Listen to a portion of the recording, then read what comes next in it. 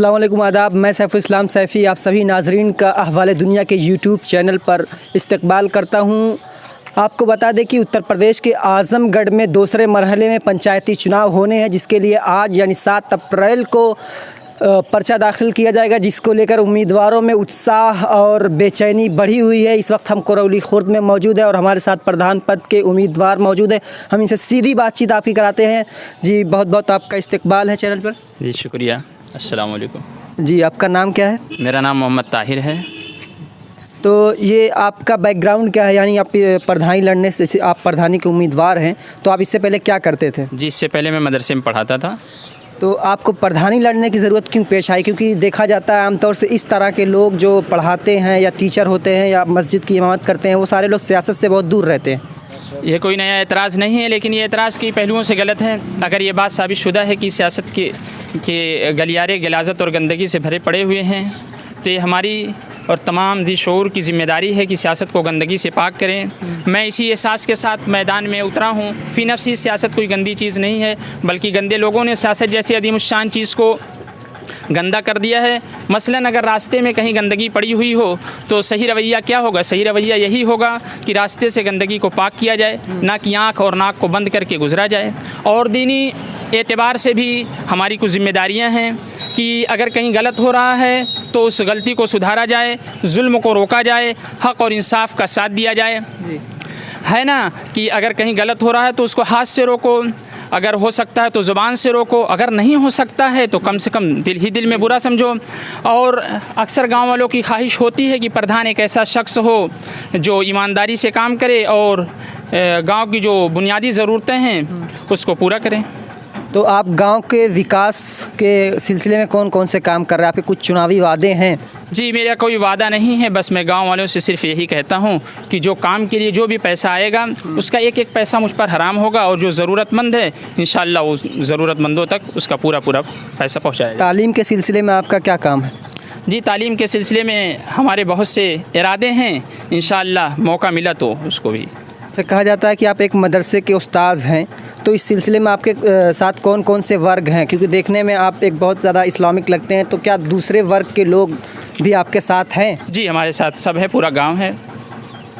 जी, तो ये आप एक अच्छी जो है जनाधार आपके पास है, लेकिन क्या आप क्यों खड़े हुए चुनाव में? इससे पहले के जो प्रधान है क्या उनसे सेटिस्फाइड नहीं है, उनसे मुतमईन नहीं है, या कुछ ऐसी चीज़? क्या ये आपका शौक़ है? किस वजह से आप प्रधानी में आए? जी, इस तरह की कोई बात नहीं है कि ये बात मान लीजिए कि खिदमत के लिए आए हैं। अगर मौका मिला तो इंशाअल्लाह पूरी ईमानदारी से गांव की खिदमत करूंगा।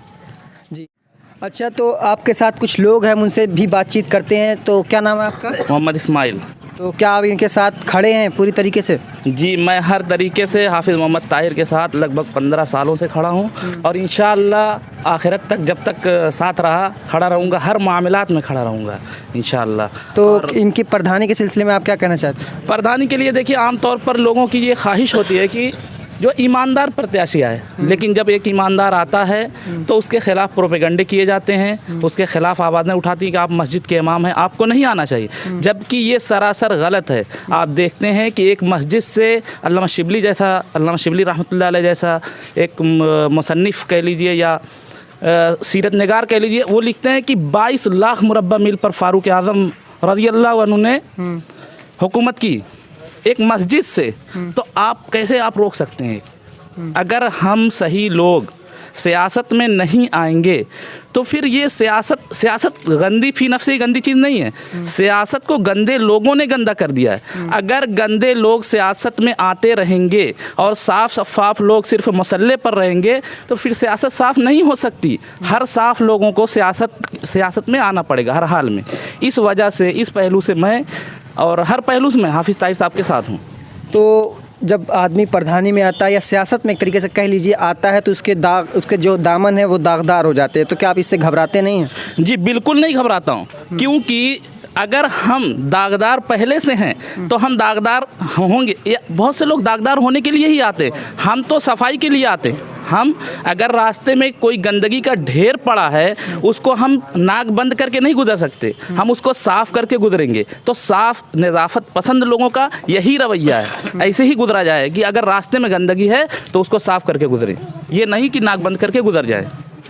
तो अब आप लोग बिल्कुल तैयार हैं कि आप जाएं पर्चा दाखिल करने, पर्चा दाखिला के लिए। तो क्या ये साइकिल खड़ी है कि आप लोग साइकिल से जाएंगे पर्चा दाखिला करने के लिए? जी इंशाल्लाह हम लोग साइकिल से जाएंगे, और हम साइकिल से इसलिए जा रहे हैं ताकि हम अपनी आवाम को एहसास दिलाने के साथ ये यकीन दिला दें कि हम बिल्कुल नौजवान हैं और हम जो कर सकते हैं अपने गांव के लिए वो कोई दूसरा उम्मीदवार नहीं कर सकता। हम एनर्जी यानी तवानाई और ऊर्जा से पूरा भरपूर भरे हुए हैं। अगर आप या हमारे अवाम हमारा साथ देते हैं तो इंशाअल्लाह हम उनके साथ पर खरे उतरेंगे। तो नाजरीन, ये थे उम्मीदवार करौली से, और ये अपने चुनावी वादे तो कुछ नहीं कर रहे हैं, लेकिन तालीम पर ये कह रहे हैं कि हम अच्छा खासा फोकस करेंगे, क्योंकि गांव का जो तालीमी मेयार है वह बहुत घट चुका है, इसलिए ये तालीम पर काम करेंगे। अब देखने वाली बात यह होगी कि गांव का जनाधार इनके साथ जाता है या नहीं। तब तक देखते रहें अहवाल दुनिया। बहुत बहुत शुक्रिया।